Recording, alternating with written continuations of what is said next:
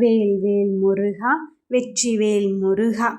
என் செல்ல பிள்ளையே, எப்பொழுதுமே என்னை நினைத்து கொண்டிருக்கின்றாய். நான் உன் பின்னால் தான், உன்னுள் தான் இங்கு இருந்து கொண்டிருக்கின்றேன். எங்கு நினைத்தாலும் நான் உனக்கு உடனே காட்சியளிப்பேன் என்று தெரியாதா? இதோ உன் சுமையை குறைப்பதற்கு உன் அப்பன், உன் திருச்செந்தூர் முருகன் நானே நேரடியாக களத்தில் இறங்கிவிட்டேன்.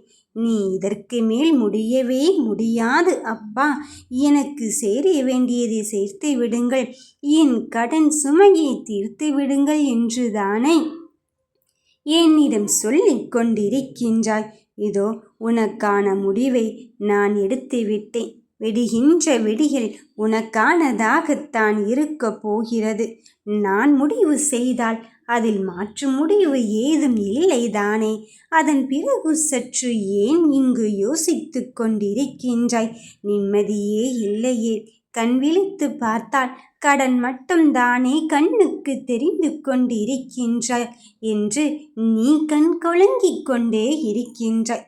என் தங்கமே, இந்த கலக்கத்திலிருந்து விடுபட நானே உனக்கு அதிர்ஷ்டத்தின் வாயில் கதவை திறந்து வைத்து விட்டேன். மன மகிழ்ச்சியான வாழ்க்கையை வாழ்வதற்கான எல்லா நேர காலமும் வந்து விட்டது. உன் ஆசையை நிறைவேற்றுவதற்குத்தானே இந்த அப்பன் முருகன் நான் திருச்செந்தூரில் இருந்து வந்திருக்கின்றேன். சில விஷயங்கள் எழுதப்பட்ட விதி. அந்த எழுதப்பட்ட விதியில்தான் இப்பொழுது நீ இங்கு சிக்கி தவித்து கொண்டு இருக்கின்றாய். அந்த பிரம்மன் எழுதிய எழுத்தை கூட நான் மாற்றித் தருவேன் என்று நான் உனக்கு வாக்குறுதி கொடுத்த பிறகு தானே இங்கு வந்து இருக்கின்றாய். இதோ மாற்றி மட்டுமல்ல, சொல்லாலும் செயலாலும் எண்ணத்தாலும் என்னை மட்டுமே இங்கு நினைத்து கொண்டு இருக்கும் என் பிள்ளைக்கு இங்கு வாழ்க்கையாகவே நானே வந்திறங்கி விட்டேன்.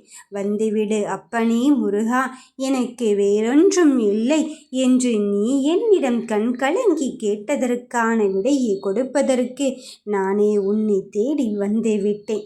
என் பிள்ளையே, நீ எதிர்பார்த்தது போலத்தான் நடக்கப் போகிறது.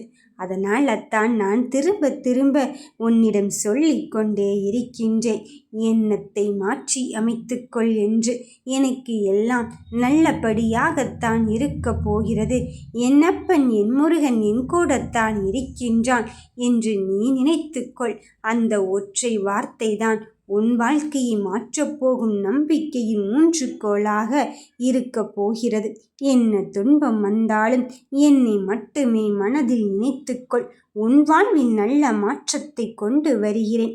எதையும் மாற்றும் சக்தி உடையவன் இந்த முருகன் என்று தெரிந்துவிட்ட பிறகு தானே என் காலடியில் கரம் பற்றி இருக்கின்றாய். அப்படி இருக்கும்போது இனி உனக்கு என் சத்திய வாக்கை கொடுக்கின்ற நேரம் வந்து விட்டது. என் பிள்ளையே, இனி உன் தலையெழுத்தை நான் நல்ல முறையில் மாற்றுகிறேன். 16 பெற்று பெருவாழ்வு வாழப் போகிறாய். என் வார்த்தையில் நம்பிக்கை வை. இனி கடந்த காலத்தை பற்றி யோசிக்காதே. நிச்சயமாக உன் கைகளில் உனக்கான சிலவற்றை கொண்டு சேர்ப்பேன். இது சத்தியம். என் பிள்ளை, நம்பிக்கையோடு இரு. ஓம் சரவண பவ.